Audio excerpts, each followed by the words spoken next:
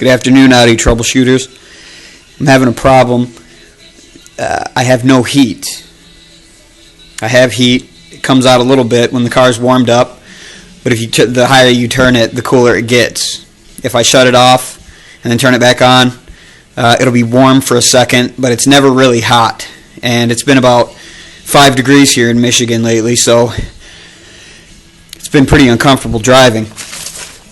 I went to Advance Auto and I bought this is heater core hose, and it came in this pack here. It was $5.99 for 6 feet, which was a better deal than the bulk hose at $139 a foot, so I opted for that. What I did is I just cut a little piece, and this is 3/4, and it's really tight, and if you end up using this 3/4, it will work. As you can see here, I got it on, but keep in mind that these are plastic, and you don't want to jam on these too much. So you want to be really, really careful. I've broken those before. And if you break that, you're going to have a huge headache on your hands, much worse than no heat. So just be really careful dealing with these. This one here, I cut it to about 1.5 feet or so. And what I did is I hooked my air compressor up to it with just, I pulled the fitting out of the bottom of this. So that's what's inside here. And this air compressor here actually has a gauge on it with a dial, and I can turn up the air pressure. So what I'm going to do is have the other hose going into this clear bucket here, and I'm going to just go over there and turn that dial until I get some crud out of this. And I'm doing this live, so I hope nothing explodes. I hope I don't get this, shoot that thing across the room, that jug. I hope those hoses don't blow off. I don't really know what's going to happen, but I'm hoping to get some junk out of there. Let me see if I can get this in a more secure spot. Just kind of wedge it in there or something, and then maybe I can, I don't know how that's going to work out, but I guess we'll see. And according to the Bentley manual, this is the input, this is the output. They have it labeled A and B, and the way that they tell you to do it is to put the hose on B, or blow compressed air through B, and this would be B. So what I'm doing is I'm going through this way, and it should come out this one, out of the feed line. And maybe when I'm done doing this, I'll put it on this side and blow it through that way. So we'll see what happens.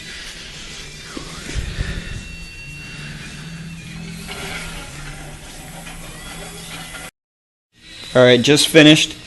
And actually what I ended up doing is I ended up just taking a pair of these, and I crimped the compressed air supply line. I just crimped it right here while I had the gauge set to like 150 psi, because the lower pressures, I didn't want to damage the heater core, but the lower pressures just weren't cutting it, so I pinched it off, and then I let go, and it would shoot a burst of air. I would just like open and close it real quick, so I get like a shot of air, and when I did that, I got a boom, I got a big chunk of stuff came out. So I did it on the other side.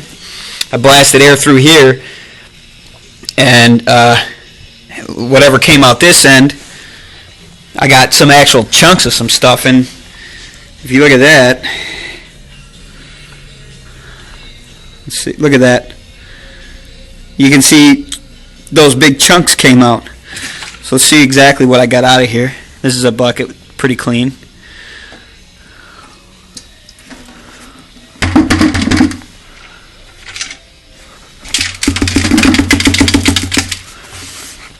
You can hear like stuff rattling around.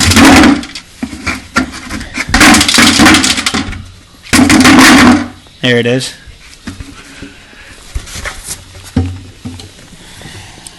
So that's what came out of there. You see all the sediment. Doesn't look very good. I don't know what the heck this is. It feels like rubber. It's rubber of some kind. From something. And this feels like a hard piece of plastic. This almost looks like a seal.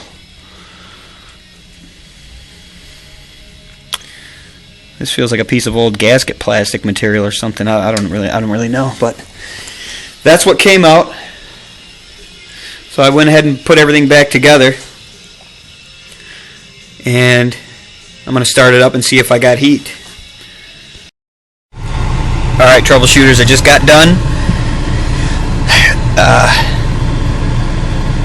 putting everything back together, I installed all my hoses, and what I did is I turned the heat on high.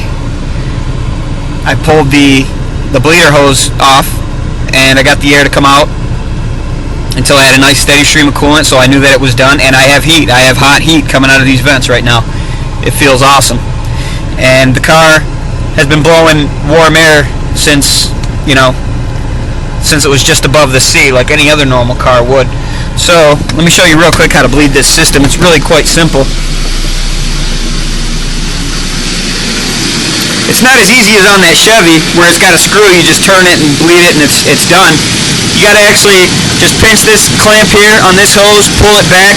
Once this hole is exposed over the tube, air bubbles will come out, you'll feel some air, you'll see some smoke, and then eventually once everything comes out, you'll get a steady stream of coolant coming out of here. Once you get the steady stream, then you know all the air is out of the system. You can go ahead and put the hose back on and clamp it down. So that's all there is to it. I was able to blast out all that junk in there, and apparently that's what was causing my no heat issue. Now I have hot heat in the car. So it's as simple as that.